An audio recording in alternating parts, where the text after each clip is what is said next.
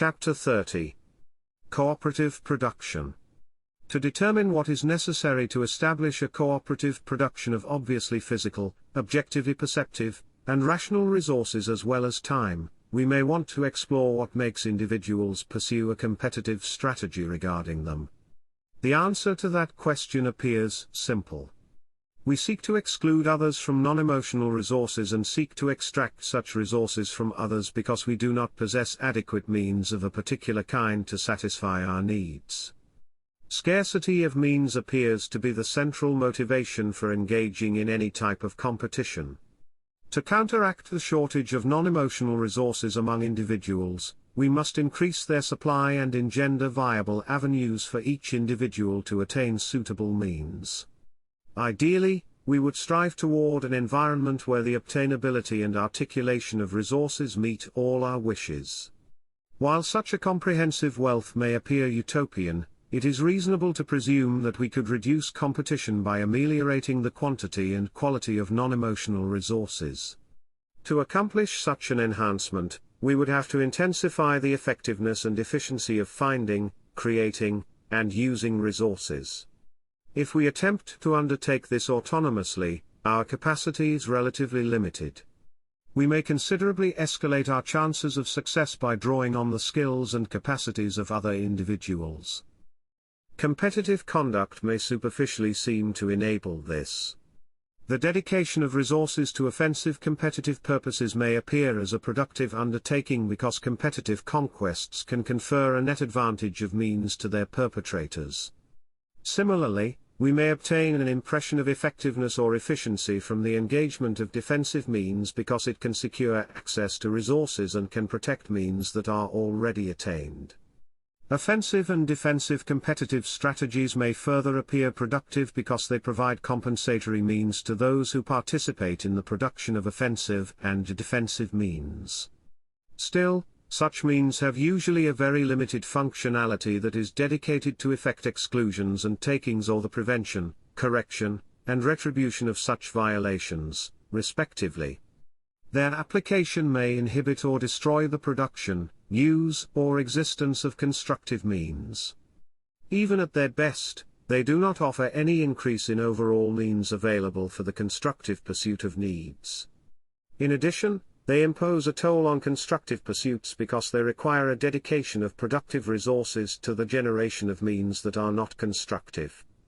Accordingly, offensive and defensive means and their production harm the pursuit of human happiness. Cooperation would appear to be the logical alternative in drawing on the capacity of others if we wanted to raise the overall level of non-emotional wealth. If we relent with the compulsive or mendacious tactics of competition, we must motivate others to work with us voluntarily. We may move them to cooperate by offering them a benefit in return for their cooperation. We may offer them goods or services in an exchange. This presupposes that we and they possess goods or services for an exchange. An exchange presumes that the products exchanged can be generated and exist in a form that enables them to be transferred by crossing paths in different directions in a swap. Such a system would have substantial advantages over the autonomous production of means. It would allow us the choice of engaging in the creation of products for our direct consumption or for the purpose of exchanging them into goods and services that we cannot produce or that we cannot produce as effectively or efficiently. Specialization and favorable particularized resources may not only increase producers' efficiency but also their effectiveness, which may translate into products of higher effectiveness and efficiency. Even if we cannot achieve such advantages, we might still benefit from exchanging goods or services that we produce for a variety of other means that we can use. However, engaging solely in exchanges of individual goods and services would fundamentally limit a system of cooperation. Even if it would allow for the exchange of sequenced and of combined individual accomplishments, we would not have made maximum headway if the production and exchange steps remained limited to individual activity.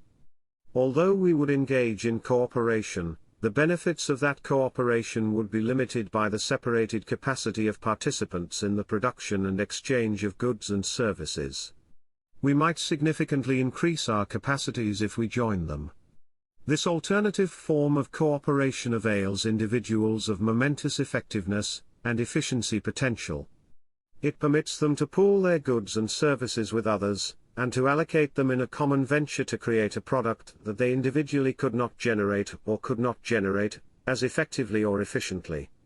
Arguably, an arrangement of individual production and exchange steps might bring about the same result as long as a pooled enterprise can be segregated into individual contributions.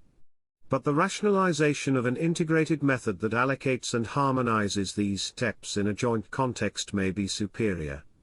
Beyond that, the pooling of contributions allows production facilities and subject matters of production that cannot be organized under the requirement of immediate individual exchanges. They may require a joint investment and the dependence of compensation on a joint result. It appears possible that an individual or a group of individuals might acquire sufficient resources to provide production facilities and subject matters of such a scale and hire and compensate individuals for their individual contributions. But the underlying venture may still entail a pooling of resources to generate a joint result. The ongoing compensation of individual contributions is only furnished based on past joint results or the anticipation that future joint results will carry such payments. In many cases, a joint effort may be able to increase or maximize the effectiveness or the efficiency of production or products. Only, joint production enterprises cannot claim to always represent the best manner of producing and attributing means. Individual production or products may be most effective and efficient in many respects. Joint activities might unnecessarily complicate and unsettle the production or attribution of some means. The nature and individuality of our demands make it likely that a contingent of individual products for our direct use or for exchange will be necessary to competently pursue our happiness. Further, the joint exchange of such products or even identical products might not be most effective or efficient manner of distribution. While joint production enterprises might be able to address some individualized demands by adapting production and exchanges, the requirements of individualization might deprive joint production enterprises of their effectiveness or their efficiency advantages. Moreover, our production and attribution preferences may be molded not only by technical reasons pertaining to non-emotional resources. They may also be influenced by concerns regarding the production and attribution of emotional resources that may abide by different standards of effectiveness and efficiency. Thus, the pursuit of our needs may offer a varied picture regarding appropriate methods. Depending on our circumstances and needs, we may have to or may prefer to produce or trade means ourselves or jointly with others. We may be compelled or select to individually or jointly exchange implements that we individually or jointly produce and may have to come to terms with a similar variety of conditions in our production partners or trading partners.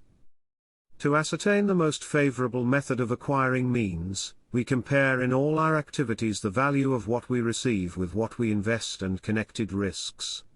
We render a cost-benefit assessment. That applies to competitive as well as non-competitive endeavors. If we employ resources to transform them into a means ourselves, we have to be able to accurately evaluate the requirements against the usefulness of the result to understand whether such an undertaking is warranted. We might be subjected to competitive activities from others or to other interferences that might alter our calculation. Yet, apart from such disturbances, the effectiveness and efficiency of the process can be ascertained in advance unless it is experimental. That appears to be different in bilateral exchanges and joint production because each participant is likely to follow a motivation to maximize the ratio between return and investment.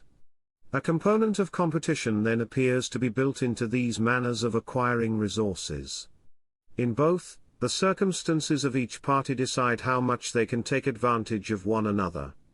In a joint production enterprise, negotiations are additionally complicated because they involve multilateral undertakings to maximize return. This insertion of competitive strategies into mechanisms of cooperative production and exchange may constitute a preferred conveyance for competitive forces to take advantage of cooperative strategies. It allows them to practice competitive abuse under the cover of cooperative mechanisms. It also imperils cooperative economic activity by damaging the ability of counterparties to fulfill their needs. Participants who lose in this competitive challenge may not participate or may become unwilling, unreliable, or debilitated participants in future exchanges. Even if winners can secure an advantage for themselves, a competition for advantages among cooperation partners may damage the overall effectiveness or efficiency of cooperative economic activity. It may undermine it with all dangers and negative consequences that are intrinsic to competitive strategies. If cooperative economic activity is to maintain, increase, and maximize participants' means, they must avoid competitive manners of determining value. They have to find a method of ascertaining value that satisfies all necessary participants. A determination of appropriate compensation might ultimately have to defer to the determination by individual participants whether the value they receive represents a fair compensation for the resources they invested. To arrive at a reasonable determination regarding this matter, we would have to develop an understanding of what we would consider fair compensation. That seems relatively easy in an exchange of unrelated goods or services. To engage in an exchange, participants must be motivated to obtain something they do not have. What they seek to acquire must be more important to them than what they are to give up to obtain it. They seek to obtain a product with more value to them than what they invest. An even bargain in which the ratio between return and investment is the same for both parties seems to be a result that should be satisfying to all parties who engage in exchanges without competitive intent. In that event, the only remaining question seems to be how we can establish a fair medium without detailed investigations in each instance. It appears to be more difficult to determine a fair compensation in joint production enterprises where the return available for contributors is produced in part by their contribution. We might think that if the contribution of each participant is indispensable to produce a cooperative result, each participant ought to benefit equally. Such thinking is based on the notion that each contribution is a necessary ingredient without which the cooperative result would not take place or not occur in the form or degree of benefit derived. That concept may not appear problematic to the extent the cooperative result accrues through contributions of the same quality and quantity. Yet a joint production enterprise frequently calls for a combination of contributions that are different in quantity or quality. Either differentiation may have consequences on the result that may be difficult to evaluate and bring in relation. However, such assessments appear to be necessary because an economic venture can only attract resources with differentiations it requires if it returns rewards that reflect them. Differences in compensation may strike us as justifiable if different contributions convey different value to the common venture. If returns were not attributed in relation to the value of participants' investment of resources, a venture would transfer means from participants that contribute higher value to participants with a contribution of lower value.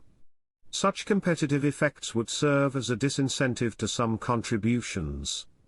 To motivate individuals to participate with the quantity and quality of contributions that are necessary to achieve an enterprise's objectives, and to optimize the fulfillment of these, a joint production enterprise must reward contributions proportionally. This comprehension alone does not advance us much in determining differences in value. We may not have a problem if we can attribute returns proportionally to different quantities of the same type of investment. Unless different quantities give rise to disproportional effectiveness or efficiency, there is no reason to treat them disproportionally. It is more problematic to distribute revenue in proportion to invested resources when these resources differ in quality. There might appear to be several ways to determine the value that a resource contributes to a joint production enterprise.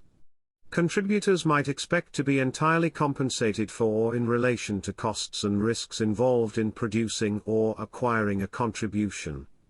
Such an approach may be subjectively plausible. Nevertheless, the risks and costs may have been abnormally high. Further, the risks or costs of generating or obtaining a contribution may fail to translate into its effectiveness or efficiency. They may therefore not be reliable indicators regarding the value of a contribution. deference to the combined judgment of all participants in a joint production enterprise may not help because each contributor remains tempted to view the relative value of contributions based on that contributor's costs and risks and impressions of other parties' costs and risks. A contributor may also assess the relative value of contributions incorrectly because of missing awareness of the importance of other contributions for the joint result compared to the contributor's own involvement. Valuations may additionally be influenced by participants' intention to optimize the return on their investment that may not be tied to a consideration of its relative merit. Irrelevant considerations might enter bilateral negotiations as well. Only, there, the clarity of a determination what a party is willing to pay to obtain the products of another appears to cut more readily through non-pertinent considerations.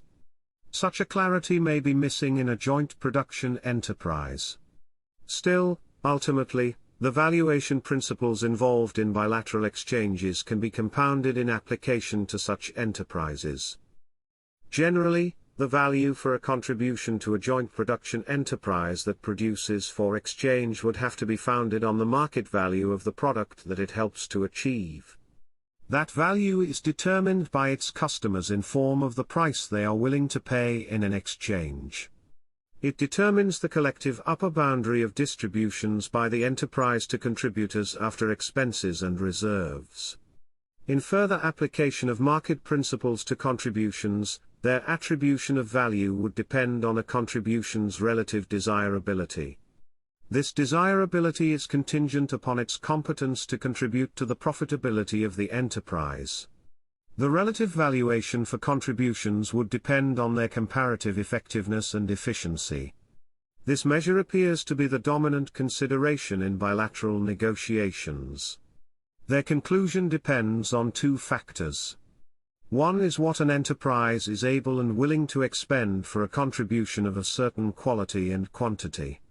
The other is what a contributor is able and willing to accept in exchange. The desire to obtain each other's goods or services by the individual contributor and by the remaining enterprise gives rise to mutual assessments of the value of cooperation that must correspond to make a joint enterprise possible. These valuations may determine the relative attribution of the profits obtained by the enterprise.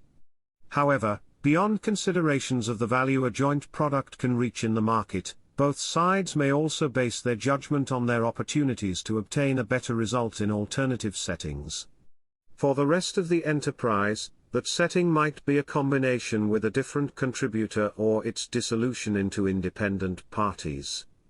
For the participant whose contribution is valued, an alternative setting might be independent production or a combination with another enterprise.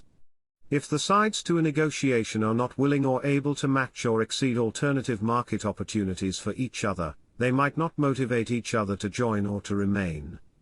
These criteria appear to generally apply to all joint production enterprises with a few exceptions for enterprises that are not joint ventures. Here, owners may function as an internal joint venture that represents the enterprise, and attributions among them may be determined based on what is left after all other expenses and reserves.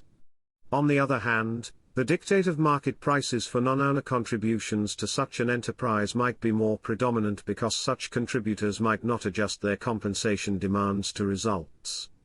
An adjustment appears to distinguish joint ventures from other enterprises or aspects of enterprises in which the principles of exchange valuation that apply to bilateral exchanges also apply to valuing contributions.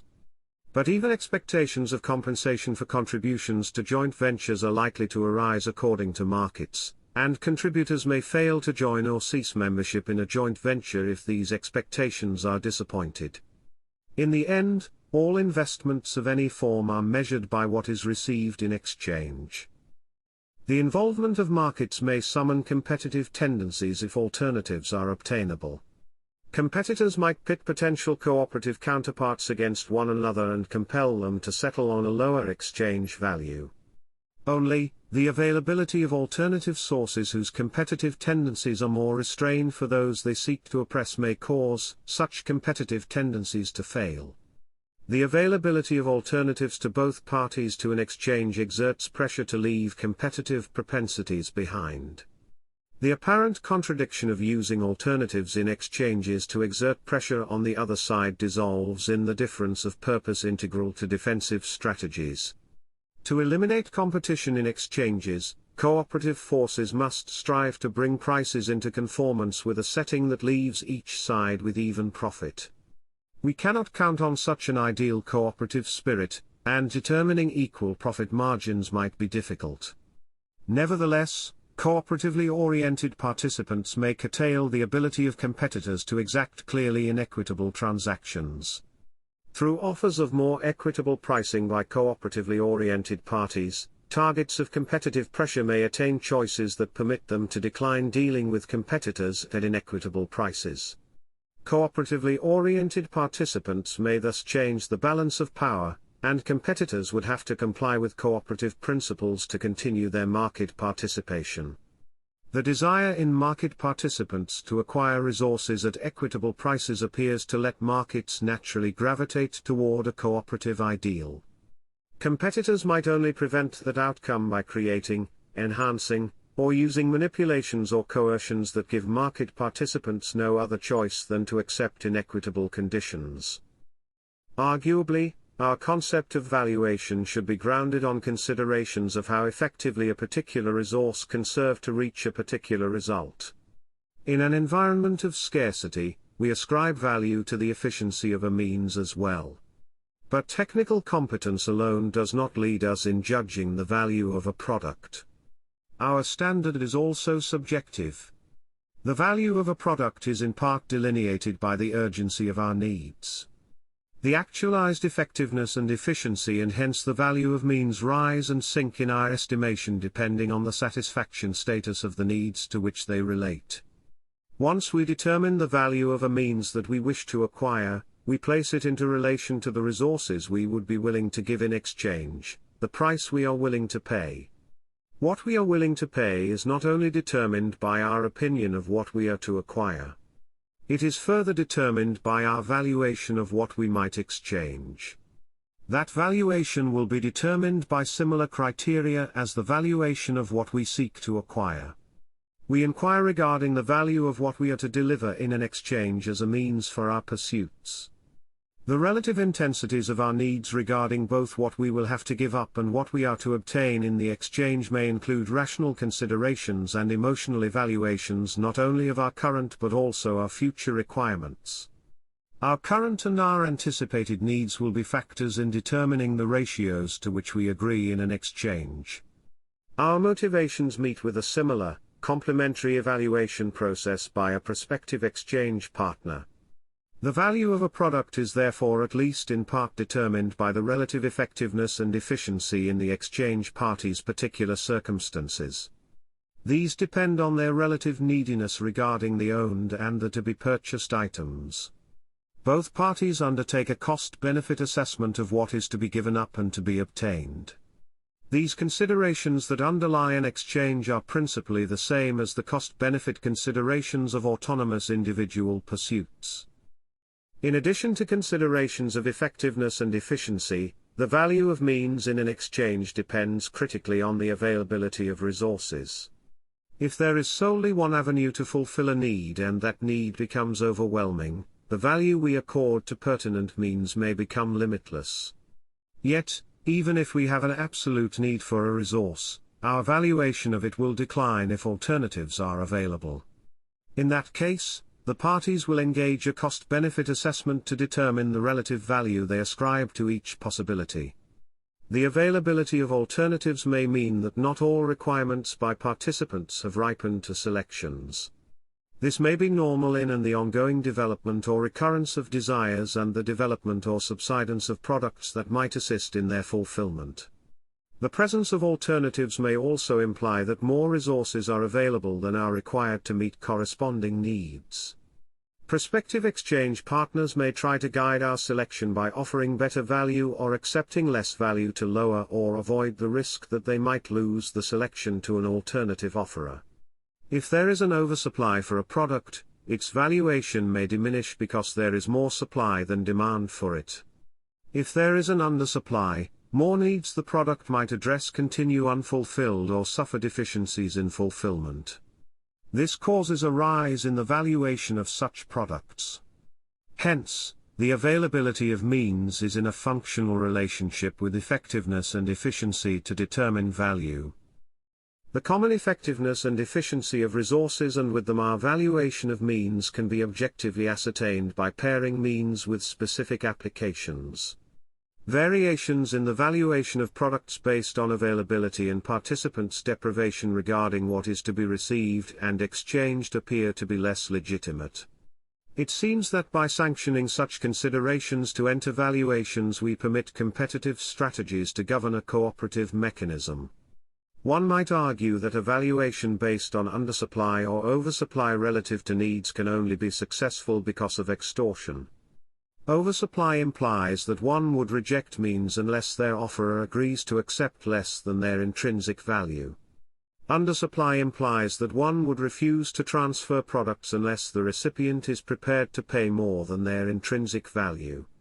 The competitive aspects would appear to be additionally expanded where multiple potential exchange partners react to oversupply or undersupply. In the event of an oversupply, offerers of a product may attempt to exclude other offerers from exchanges by underbidding them. In the case of an undersupply, customers may try to exclude other potential customers from access to the product by outbidding them.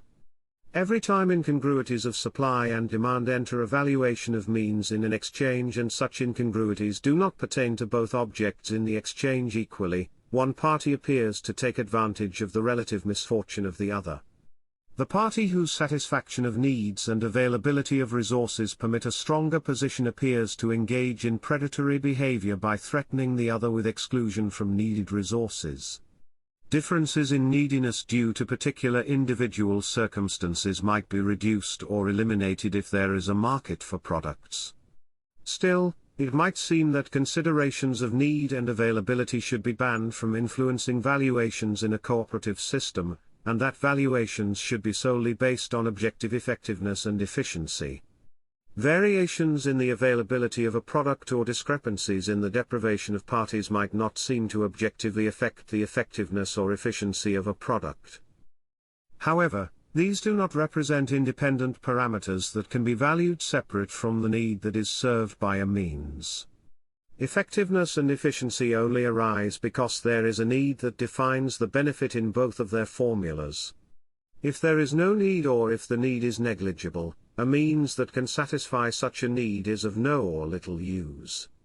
Therefore, the subjective factor of need constitutes a legitimate element of valuation beyond the question whether and how much or efficiently a means can assist in accomplishing a certain objective result. In addition, the availability of a product may regularly be a function of needs and its effectiveness or efficiency to fulfill such needs. The use of a product in the pursuit of a need claims that product and makes it at least for some period unavailable to others. It may further render a product more permanently unavailable by modifying or consuming it. Unless a product is in abounding supply, our needs and the effectiveness and efficiency of a product in satisfying them cause a reduction in its availability. Moreover, to the extent a product is created, procured, or enhanced by human engagement, it is made available because of its effectiveness and efficiency in satisfying needs. Due to these relationships, availability constitutes a legitimate factor in establishing value. The disparity of values offered for an exchange does not have to be a result of competitive activity. It appears legitimate that we try to lower our demand for resources that we gain from others, to produce goods or services for which exchange partners maintain great demand, and that we lower production for products in low demand. It further seems legitimate that we withhold our resources from exchange if we do not receive adequate countervalue or we wish to increase our supply so that our requirements for that resource do not force us into exigencies. Our counterparts in an exchange only become affected by our actions and circumstances because their needs motivate them to seek means from us. Although the discrepancy of relative neediness might have a marked impact on their ability to fulfill their needs, we are not responsible for the status of their needs unless we caused their deprivation. Nor do we carry the responsibility to make particular products available to them, let alone to make them available at a price or quantity that they demand. As a consequence, our conduct cannot be characterized as competitive. This classification would seem to be reserved for instances where parties distort demand by other parties or manipulate the supply that would meet the demand of such parties to obtain inequitable terms in an exchange. In the absence of such competitive abuse, a comparison of relative need and availability to establish value appears to be not only legitimate but also necessary. The dependence of valuation on need and availability, and the pain that is induced by heightened need and lack of availability, are requirements to bring the production of means into balance with correlated needs. If pain drives us to commit to an exchange at a dramatic cost, it indicates to us that we must adjust the way we attempt to satisfy the pertinent needs. We must plan and implement a better supply. That might be undertaken by producing means ourselves, finding or producing alternative means or strategies of employing them, or lowering requirements. We might also increase the volume or quality of our production for exchange or engage in the production of more valuable items for exchange to better meet the cost of items we seek to acquire. On the other hand, parties that produce goods or services that are in high demand and in low supply may recognize that they can increase their returns by producing and offering more of them. If they prefer to obtain higher returns without increasing production, the high price of a product may attract other parties to become offerers. The resulting enhancement in supply is likely to lower prices. The counter-movements that heightened need and a lack of availability in sight have a tendency of rendering the availability and value of goods and services in line with their effectiveness and efficiency and to stabilize the fulfillment of related needs. Similarly, on the occasion of oversupply, a drop in valuation is necessary to reduce the production of means to a level that is necessary for the fulfillment of needs. It restricts waste and frees resources and production capacities to address demands for products that better meet the same need or that can meet other needs. Except to forestall existential exigencies and except in situations where it is impossible to develop alternative resources, valuation fluctuations must therefore be allowed. They form conditions of a necessary mechanism that can optimize the fulfillment of participants' needs and that seems to be responsible for critical motivation and resources in the development of humanity. Although valuations may fluctuate, a system in which producers and customers are free and able to react to market conditions has the tendency to pull extreme discrepancies into regions where availability and needs are more in congruence. Allowing issues of need and availability to be reflected in value seems to ultimately assist the overall satisfaction of participants' needs. It creates a self-adjusting mechanism that decreases the distortions of supply and demand for goods and services and that aligns production with what is needed. It helps to create an environment where the quality and quantity of productive contributions and products offered are optimized for the fulfillment of participants' needs. A market system liberated of competitive contortions appears to be necessary to provide the appropriate direction to individuals and joint enterprises to generate means that promote and maximize happiness. Buyers and sellers have to therefore be free to establish the price for exchange items according to considerations of the relative supply and demand pertaining to their products. We may call such a system a free market system. Notwithstanding the general self-adjusting properties natural to a free market, salutary or necessary adjustments might not be possible or forthcoming in all circumstances. Response mechanisms undertaken by members on their own initiative may not be instituted or may not function, or they may not be instituted or may not function with adequate speed, breadth, or proficiency.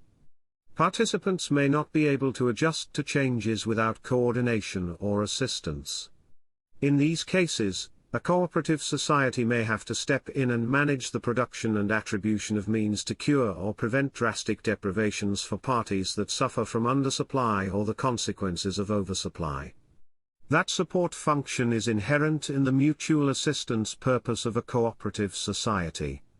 It may also be necessary to shield a cooperative society from the hazard that members who cannot adequately satisfy their needs in a free market might resort to competitive action. This threat of competitive destabilization alone produces a strong incentive for cooperative societies to engage in precautionary activities that decrease or avert excessive disharmony of supply and demand.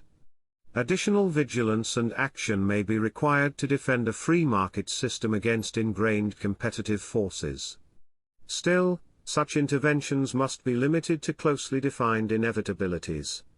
In the absence of extraordinary circumstances that prevent a free market system from properly reacting to challenges, the allocation capacities of such a system appear to be superior to the planning and implementation capacities of governmental action.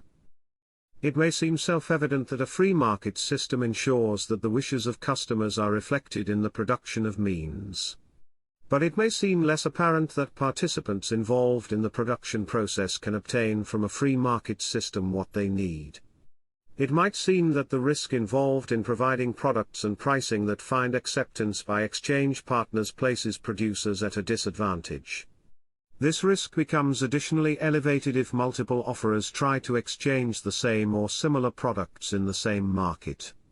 If a product does not fulfill the effectiveness and efficiency criteria set by customers or meets them less than another product, customers may pass on it. Unless a venture that is producing for the exchange of its products can commit a customer to purchase, it may find the entirety of its efforts uncompensated. This results in a situation that is similar to what might derive from collaterally constructive competition. The pressure on producers may be somewhat eased because the variety in customers' demands may allow several products with similar function to find customers. Generally, customers tend to select products that provide the effectiveness they desire at the best efficiency. Yet customers may be willing to pay more for luxuries. They may also concede certain deficiencies in effectiveness if a product requires fewer resources to acquire. However, if a product does not provide a minimum of required effectiveness, it will be useless regardless of how little it costs. On the other hand, the price of a product may reach heights that may motivate customers to abstain from acquiring a product regardless of its effectiveness to the extent they have alternative, less costly manners of satisfying a need available or can delay or curb their pursuits. Between these extremes, customers determine by their purchase decisions how the price of a product must relate to its effectiveness to be acceptable. Because customers may differ in their acceptances, it may be difficult to describe and to meet these expectations for an adequate number of customers to make a product successful. A complication is added because customers' determinations can fluctuate. Demands may develop because their wishes or resources may change. They may further develop with the favorability of conditions set for them by the market. Customers may demand improvements in price or effectiveness. These demands may arise from genuine requirements, but they may also be founded on the availability of better pricing and effectiveness provided by offerers. Offerers set objectives in these categories that other offerers must meet, or at least approximate to succeed. A producer may create additional pressure for itself and other offerers by determining that meeting current demands by customers is not sufficient. It may wish to attract more business by exceeding such demands and by meeting expectations of new segments of customers. These causes change considerations whether a producer can better meet and exceed acceptance requirements to a continuing battle that depends on how well offerers can improve the effectiveness or efficiency of their products by raising the effectiveness and efficiency of their production. There are limits to such improvement. An enterprise that produces for exchange is subject to exchange and valuation pressure regarding not only its products but also its independent or joint contributions. The ability to compensate will ultimately be dictated by the market for its products. Nevertheless, its contributors are liable to demand compensation in line with expectations that are dictated by the market for their type of contribution. To thrive and attract willing and able contributors, an enterprise must produce results that allow it to meet or exceed market compensation for contributions. Contributions that allow an enterprise to exceed customers' expectations in the market for its products may require that enterprise to exceed the average compensation for contributions. A joint venture may have some flexibility in compensation practices. Because it shares profits, it may be able to share the costs as well. Many of its risks may accrue at its inception.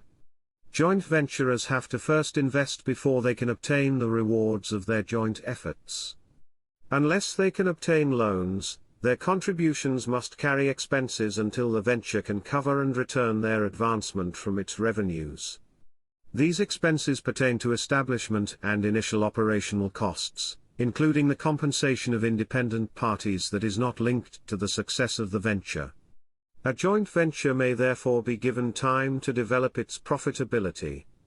But its members will have cost-benefit criteria that determine their initial and their continued participation. If, apart from accommodations for irregularities of a startup phase, its revenues after expenses cannot meet the compensatory expectations of its members and do not show adequate signs of improvement, members are not likely to sustain that venture.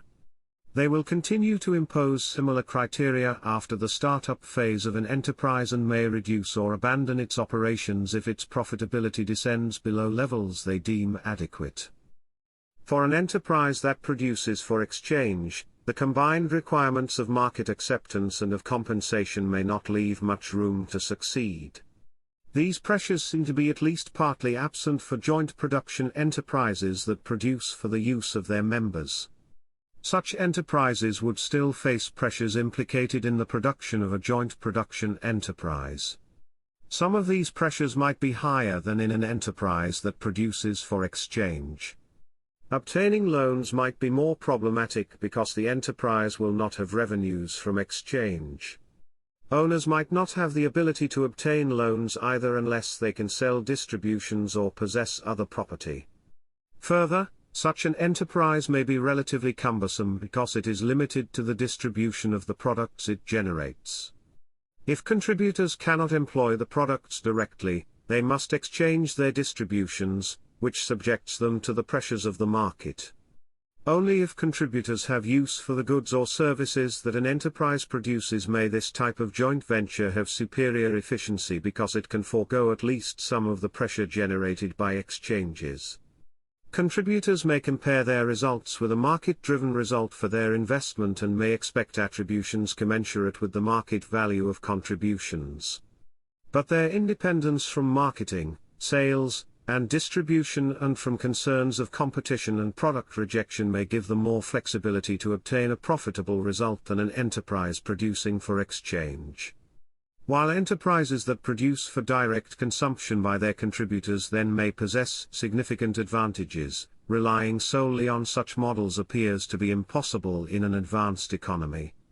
Even extended enterprises that produce a diversity of goods and services will not be able to meet all wishes or fulfill them with acceptable flexibility. Unless contributors participate in the generation of products they desire, internal exchange patterns threaten to approach the complexities of a market. Beyond that, individuals are not capable of participating in a sufficient number of joint ventures to fulfill all their needs directly. Hence, such joint ventures or their contributors will have to engage in exchanges. To survive and thrive in a free market, producers for exchange may be tempted to improve their odds by engaging in competitive tactics. Applying such tactics appears to be difficult. Under free market principles, the value of contributions is established by negotiations regarding a particular exchange, by custom established through the results of previous negotiations, and by contemporaneous offers of other market participants. If there is no market established for a contribution yet, its value will likely be established by the increase in market value that it confers upon a product that incorporates it compared to products of similar functionality or at least purpose that are produced without it. This ultimately depends on the comparative efficacy for an end customer. Free market dynamics should then foreclose success for competitive maneuvers. Only, they may be disrupted by the pervasive pressures of what it takes to be successful in such a market, independent proclivities to seek and exploit competitive advantages, or a combination of such causes. Participants may prosecute competitive strategies in either direction of a line of production involving independent parties. They may apply them against their independent contributors or customers. But competitive strategies may not only be undertaken by separate participants that exchange a product or its parts in different forms of completion. They might also be undertaken by joint production enterprises against their participants or by these against their enterprises. Although all of these varieties of competition are possible, joint production enterprises seem favored to win because of their concentrated economic power relative to other market participants. The most vulnerable parties appear to be contributors that deal with such entities. Pressures from within and from the environment of enterprises may cause these to generate market conditions or take advantage of circumstances that may prompt joint or independent contributors to provide contributions with decreased compensation while not allowing a commensurate lowering of quality or quantity in their contribution.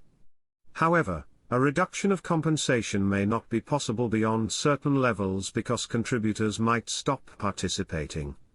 Even in the absence of other opportunities for profitably contributing, contributors might be able to reduce their expenses, park their resources and exist on their substance, or dissolve and leave constituents with similar resilience. Still, direct or indirect contributors who do not possess sufficient reserves and who must apply their resources or lose them, including individuals who contribute their physical substance or services, may not have this flexibility. They might have to accept reduced market values for their contributions to salvage any value from their resources. Proprietors of other perishable contributions might cease generation of those resources and save the costs involved in that generation to cut their losses. They might join the group of individuals who might have to offer their physical substance or services to survive. But human resources are rather unique in that they cannot be reduced below a definite boundary because certain types and quantities of resources are necessary to secure the existence of their contributors. The endangerment of their existence by a failure to find sufficient means motivates human contributors to preserve themselves at almost any cost. Even in a free market, the value of their contributions may be below what they need to exist. Yet the endangerment of existential needs makes individuals particularly vulnerable to competitive pressure. Then again, the compelling need to secure their existence also may push them to reverse their reaction from submission to determined resistance because they have little to lose. Competitive reactivity may already pose a problem requiring remediation in a free market. But the exercise of competitive pressure to create or take advantage of existential difficulties constitutes an explosive focal point for defensive and offensive competition in return. This potential of desperate individuals to become radicalized imparts them with great power. Where the boundary of a reversal reaction lies may be difficult to tell and may vary depending on the awareness and priorities of contributors.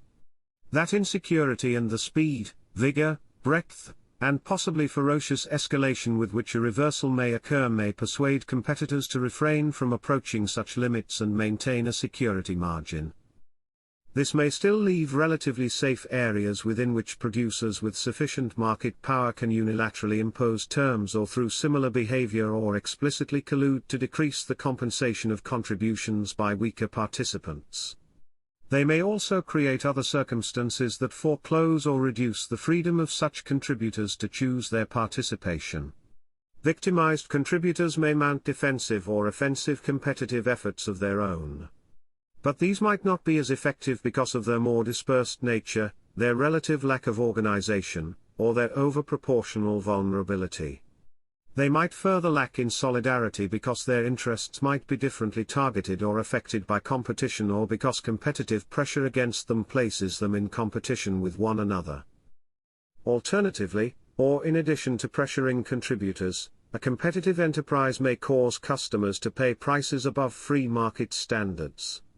It might try to manipulate the value of its offerings by exaggerating the effectiveness or efficiency of its products in falsified tests and advertisements. It also might decrease these standards to increase original sales, replacements, or repair. However, such manipulations may not be very successful because producers in a product category may establish market standards of effectiveness and efficiency that serve to measure the value of a product. A competitive enterprise might therefore resort to manipulating the other aspects that impact value, customers' need for and the availability of the product. It might endeavor to elevate the related needs of customers by foreclosing their access to resources or by arranging that resources they already possess are taken or lost. It might attempt to manipulate potential customers' minds to implant the concept of a need where none exists, to promote impressions of a need, or to particularize a need toward its products. It might try to make the products it can provide scarce or appear to be scarce. It might strive to engineer situations where customers have no choice. If its products are not unique, these manipulations would benefit from collusion with other sources of the same or similar products. Competitive enterprises might organize with or influence other potential or actual offerers of the same or of similar products.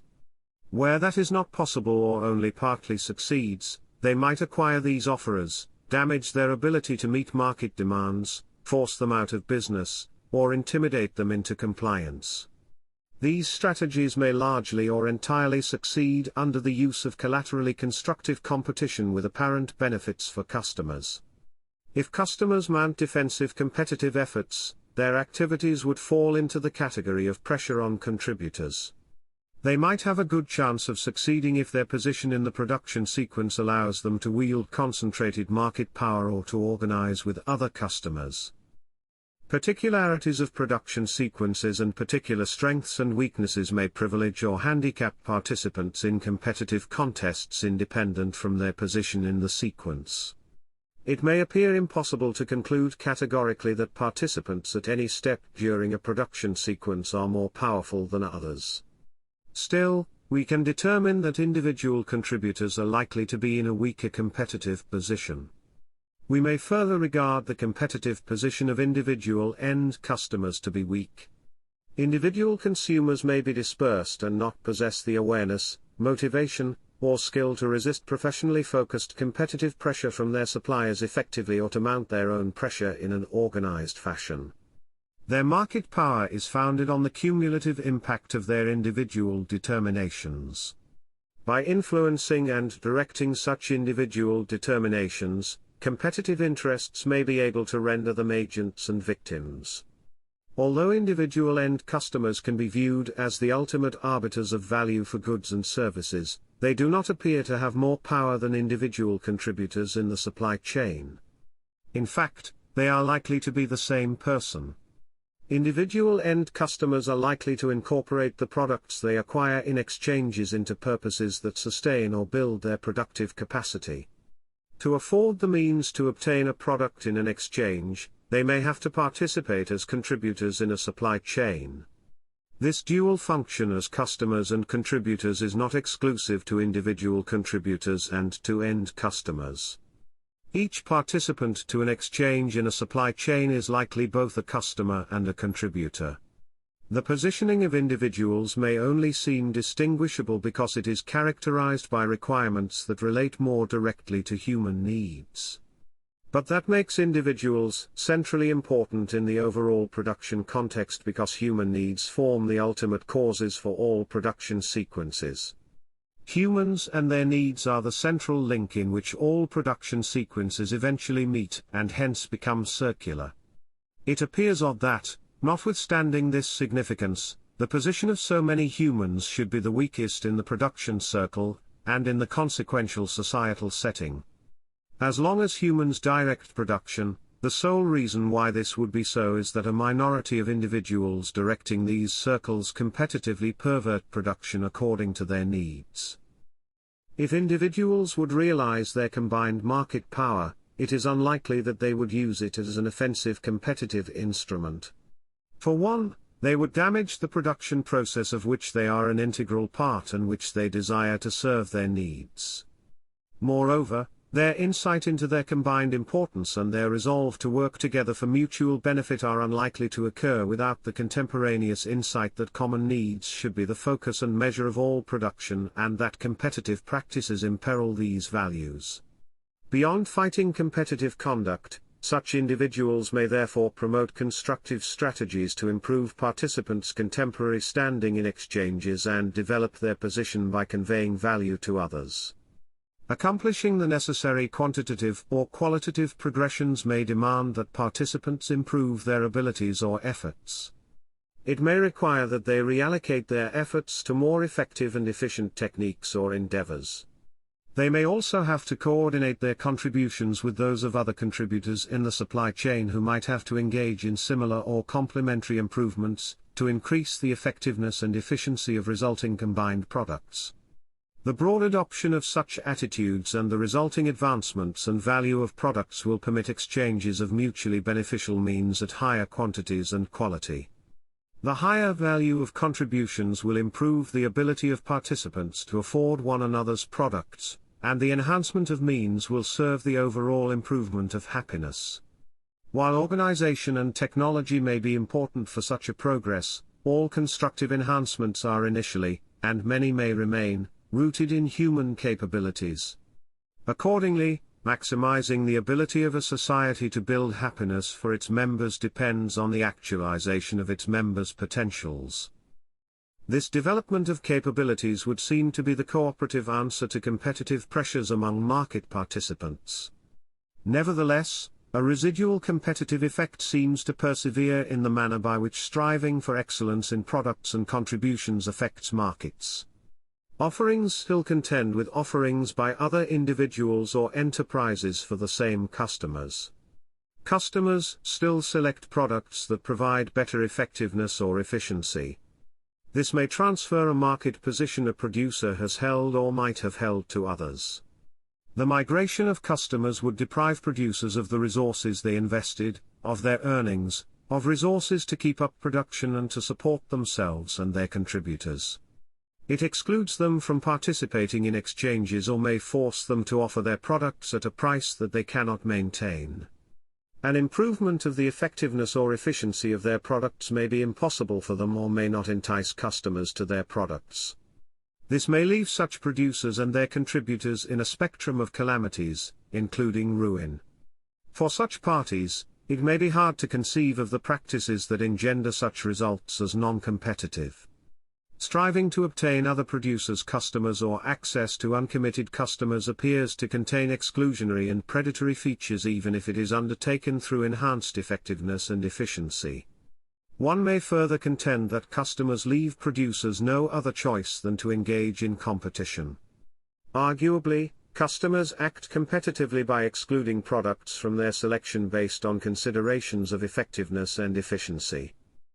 Only, a customer who chooses from a variety of offerings those that appear to be best suited for the customer's pursuits according to the criteria of effectiveness and efficiency does nothing to manipulate or coerce the needs of offerers or the effectiveness, efficiency, or availability of their products.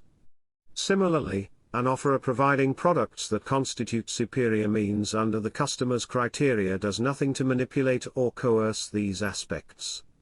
As long as these parties do not manipulate or coerce the assessments of value in others, their pursuits do not constitute competitive behavior. Customers' selections among different offerings to optimize the fulfillment of their needs, and offerers' endeavors to anticipate or comport with these choices, are corrective measures that adjust the production of means to better meet customers' needs. As customers, all individuals can benefit from these adjustments and the market's overall tendency of securing and improving the effectiveness, efficiency, and availability of means. That parties might be caught in a market adjustment as producers signifies, in the absence of competitive interferences, that these producers or contributors associated with them have not sufficiently contributed and have failed or underperformed in the societal efforts to advance production. It may appear unjust that contributors to a product who have no responsibility in the failure or underperformance of a product should be negatively affected. Yet, if producers were permitted to insist that others deal with them under inferior conditions they provide or to which they contribute, they would take competitive advantage of customers and other offerers. To accommodate these inferior producers, better suited contributions would have to be barred from finding customers. Customers would have to be precluded from accessing resources that serve their needs better and forced to transfer means to parties that leave them with inferior means. By forestalling access to better goods and services, a cooperative system would engage in the unproductive, exclusionary, and predatory competition that it strives to overcome. It would hold customers and more capable producers back for the sake of advancing the needs of substandard producers. By its essential logic, a cooperative system cannot permit such competitive offenses. We might then approve a mechanism of selecting the most effective or efficient offers by comparison, because it advances the overall fulfillment of our needs in a society. But we still face challenges to maintain this mechanism of comparative selection in its purity against competitive tendencies by market participants. Participants may have to be committed by regulation, supervision, and measures of defensive competition to abstain from manipulating needs of other participants or the effectiveness, efficiency, or availability of products. Participants may endeavor competitive strategies to obtain illegitimate advantages, although they could contribute constructively and could secure sufficient compensation. Without interdiction, they might deem competitive strategies to be more efficient for them. They might presume that competitive strategies would provide them with more or better means than they could secure through constructive contributions.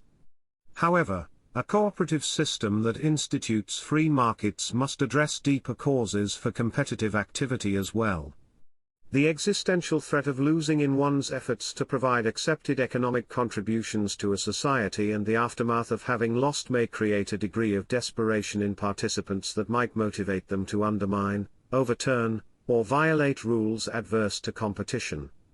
The systemic creation of losers in a free market where customers select better or best products, and the resulting competitive challenges, threaten to drown the advantages of a cooperative system. The risks and costs of suppressing and fighting the competitive challenges would be substantial. Although such measures seem justified as defensive, a cooperative system must counteract the competitive threat that would arise from a division of the system into a cooperative upper class of winners and beneficiaries and an underclass of losers. This may require that losing participants in the economic process elevate their efforts to match their potential. They may suffer because they have not been willing or able to develop or live up to that potential. A cooperative system must encourage effort and discourage sloth. But it also has to solve a problem of competitive effects that it creates for some participants. It has to remedy the problem that comparative selection invites redundant and thus wasteful duplication of efforts and uses losing offerers as uncompensated agents to generate products of superior effectiveness and affordability. It must further address its hazard of leaving the productive capacity of losing offerers idle. These competitive effects can only be reduced but not prevented. Left unattended, they may approach those of collaterally constructive competition and endanger the appeal of a cooperative system, because they make a distinction of comparative selection problematic. A cooperative system faces the challenge of having to remediate this potentially lethal flaw without disturbing the mechanism of comparative selection. It must avoid wasteful multiplication of efforts that negatively affects overall effectiveness and efficiency while preserving the availability of alternatives. For that purpose, it has to sanction and encourage joint ventures of producers in redundant ranges of technological development and production. Still, this can only moderate but not eliminate duplication of efforts in the production of similar products among which customers can choose. A cooperative system might have to assist in overcoming economic misfortunes in these remaining areas where producers proceed separately. To advance, a cooperative society has to encourage the development and offer of products with better effectiveness, efficiency, and availability. Producers must be enabled to pursue trials that might identify and produce such goods and services. To motivate participants to shoulder productive risks and to prevent the waste of participants' productive capacity upon their failure, a cooperative society has to maximize the competence of producers and minimize the damaging effects of failure in such trials. It must encourage diligence, and address failure despite its application. Failing endeavors might be reorganized to become productive or, where that is not possible, would have to be disbanded with a minimum of overall damage and with the recycling of workable aspects. Individual participants who are or are left without productive involvement must be protected from existential threats and have to be assisted in rejoining the cooperative productive process. A cooperative system has to find employment for every capable member and assure fair compensation for adequate efforts that at least covers the minimum existential requirements for such individuals and legitimate dependents. It must protect minors and afford them an opportunity to fully develop their productive potential. Finally, members must be assisted to sustain their productive capabilities after they are developed or to overcome their temporary hindrance. They must also be protected when these capabilities permanently diminish or end. These measures secure highest levels of effectiveness, efficiency, and availability of means and inhibit competitive orientations by displaced members. They further defend the fundamental rights of members and fulfill societal obligations of cooperative mutuality. Thus, the response to the competitive deficiencies of a free market system is to remediate them with cooperation. Many individuals who practice competition in a mostly cooperatively oriented society may try to resist such measures. They may reject participating in the funding of such measures if they are economically successful and having to sacrifice taking advantage of victims to some extent. They may not be interested in the overall beneficial aspects of cooperative economic behavior or even the positive long-term results for their practices. They have a different understanding of free markets that idealizes a setting in which competitive interests are substantially free to take advantage of victims. They may not consider the inherent competitive results of a free market system as shortcomings because these are compatible with their competitive perspective. Nor may they be interested in enhancing the productive potential of all the members of a society because this might render these more difficult to control. The preeminence of them individually or of a group of which they are part is their sole concern, and they may fight any cooperative impositions on them. Uncompromising attitudes of higher-level competitors may be shared by victims who adopted competitive mindsets as a result of circumstances, indoctrination, or a lack of consideration. If they do not rely on societal support of losers, they may regard it as a competitive infringement on them even if they do not participate in funding it. They may contend that it confers an unfair advantage onto individuals who have proven themselves to be undeserving. They may resent that others are given economic standing similar to theirs without a similar level of exertion. The focused assistance by a cooperative system to improve and to sustain the productive capacity of members and its conditioning on a showing of effort seem capable of dispelling such attitudes. Moreover, lower-level competitors might be converted because they are likely to experience the benefits of such assistance at some point and because they may have become offensive competitors only for lack of an alternative. This may threaten the competitive support on which higher-level competitors rely in their rule. They benefit from assistance for losers that keeps them from rising against competitive abuse or the system that condones it. Yet, to maintain a competitive attitude in lower-level members, higher-level competitors may fail to give and impede cooperative assistance or render it ineffectual. Still, there may be more sophisticated competitors in a cooperatively oriented economy. They may understand that assistance measures for losing participants are essential to maintain and increase the vitality of the economy on which they prey. Joining in the provision of funds for that support may not bother them if their benefits from such a mechanism exceed their costs. Beyond a direct increase in the profitability of their competitive endeavors, such participants may consider that systemic support for economic losers relieves fallout from their competitive abuses as well. In addition to having the system provide effective remediation for their misdeeds, competitors may encounter considerably less attention and resistance if they can label the fallout a product of a free market system. Such competitors may therefore not only tolerate but even embrace the protection and support of economic losers by a cooperative system. They may further support some regulation for competitive activities to maintain a stable competitive setting that diminishes the possibility of competitive threats to their position directly and renders itself supportable by cooperative interests. They may still oppose regulations that affect their standing and operations. But they may agree to and even actively engage in the containment of less sophisticated competitors that advocate or practice more strident competitive approaches so that their own positions and activities appear more reasonable by contrast. By controlling extreme competitive attitudes in others, they may succeed profiling themselves as reasonably competitive or even as neutral elements in a society that is divided or undecided between competitive and cooperative approaches. Their moderating demeanor may appear as a satisfactory compromise to cooperative forces and preserve sufficient competitive maneuvering room. The representation of middle ground positions sophisticated competitors as societal arbiters, and ordains them to be selected to govern in such a society. The situating of sophisticated competitors in government positions and the trust they receive from cooperatively oriented individuals to defend these against extreme competition provides them with extensive accepted prospects to manage resources for their purposes. This may tempt competitive rulers or those with ambitions to rule to assume control of existing or created less sophisticated competitive segments of a society. Such control permits them to tune positions and actions of such segments more or less fervent, evidencing them as menaces and possibly rendering them conciliatory as policies require. Besides these radical segments, a great number of subordinated competitors may advocate moderate competitive government. They may understand that extreme positions are unlikely to command stable majorities and could antagonize cooperative interests to a point where the correlation with them becomes less profitable. Sophisticated competitive leaders in a cooperatively oriented society may then be quite successful in unifying their side and pacifying the other.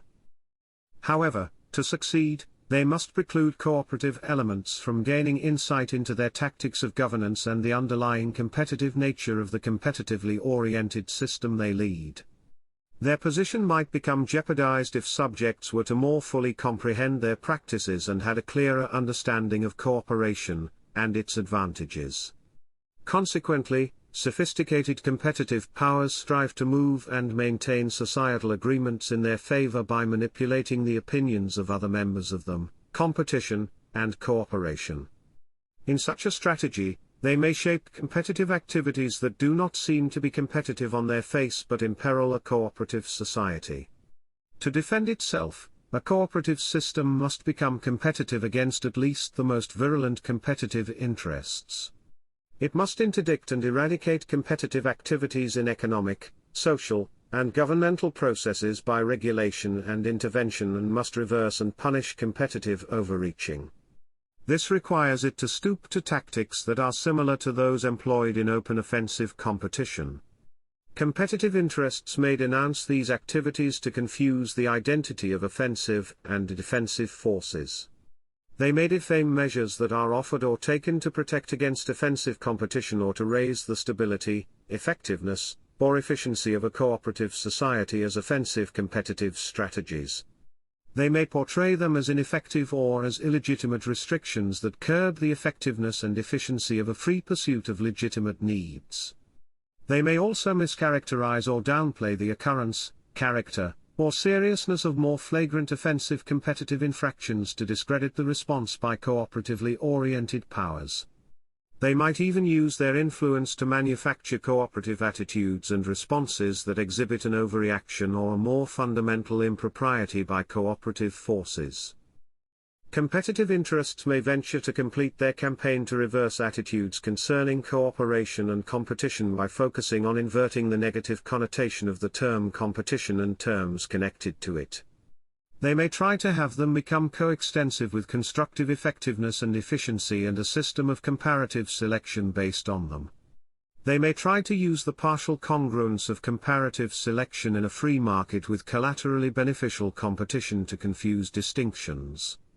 They may deny or play down the distinction between exclusionary and predatory practices that separate collaterally beneficial competition from merit processes of comparative selection. They may spread and use confusion with comparative selection to represent competition as the cause of positive results that comparative selection can yield. Competitors may apply such efforts to disorient victims and bystanders, to motivate supporters, and possibly to soothe their own conscience. In their undertaking to influence others, they might gain plausibility and uncritical acceptance by referring to the competitive intent that parties may harbor even if they contribute to constructive pursuits and uncoerced and unmanipulated exchanges that are representative of a cooperative arrangement. They may tout this gratuitous aspect as the leading reason for the functioning of comparative selection. Competitive interests may then succeed in making competition appear to be the motor of a cooperative system, and in giving credence to their adjustment of the meaning of competition as a constructive, productive undertaking. They may also succeed in perverting the designation of free markets to include and exalt exclusionary and predatory activities, hence replacing the mechanism of comparative selection relating to the merits of producers and products with competitive usurpation. They may further declare the availability of choice as a competitive mark. They may apply the label of competitiveness to products within the effectiveness and efficiency scope that is accepted by customers, to products that find better acceptance than others, and to offerers of such products. This permits them to obscure the distinction between free market and competitive principles and to make these appear synonymous. Once this confusion takes hold, competitive forces can mislabel competitive strategies as cooperative. This reversal of terminology may not only be applied in economic but also in other circumstances. Together with the designation of cooperative forces as exclusionary and predatory, and of competitive forces as defenders of the ability to fulfill one's needs, it may confuse cooperatively minded individuals sufficiently to turn them in favor of competition, or may raise enough doubt so that such individuals may find it difficult to categorically oppose competition as a deleterious force. We may trust that, as humanity advances and insight is raised, increasing numbers of individuals will see through competitive machinations. We may believe that humans are bound to realize that competitive manners of pursuit do not advance their objectives as much as cooperative practices. But competitive powers may not give in without a fight. They may harden their stance and resort to coercion. However, this may threaten their rule because it provokes awareness of their nature, stirs violent resistance, and decreases the production on which they rely. Competitive interests may therefore strive to avoid coercion and continue with manipulations as long as they can. Similarly, cooperative forces may regard forcible resistance as a remedy of last resort because a battle with competitive forces may heavily damage cooperative interests. Further, a defensive competitive fight may actuate a cooperative organization to assume a command structure that resembles offensive competitive domination. This may have a cooperative movement slide into the abandonment of its essence and transform into an offensively competitive mechanism. Asserting command over cooperative structures and processes on which competitors already rely and the incremental establishment of additional cooperative mechanisms may pose a more promising alternative. Still, questions remain not only how a peaceful reorganization can be accomplished but also how it can be preserved once it is achieved. Even if we could suppress competitive impulses, they may remain. The potential that cooperative individuals and societies might surrender to temptation and relapse to competitive practices may never be remote. Although we may call individuals, societies, or structures and processes cooperative, they may only be so in part. Individuals may continue to maintain competitive attitudes and practices and to display varying degrees of commitment to cooperative modes. They may retain competitive practices in abeyance in case they are required or become more advantageous. It may take continuous, comprehensive individual and societal attention and defenses to keep offensively competitive impulses restrained. The next chapter addresses how cooperative interests can meet such challenges and advance toward a more complete and stable cooperative system.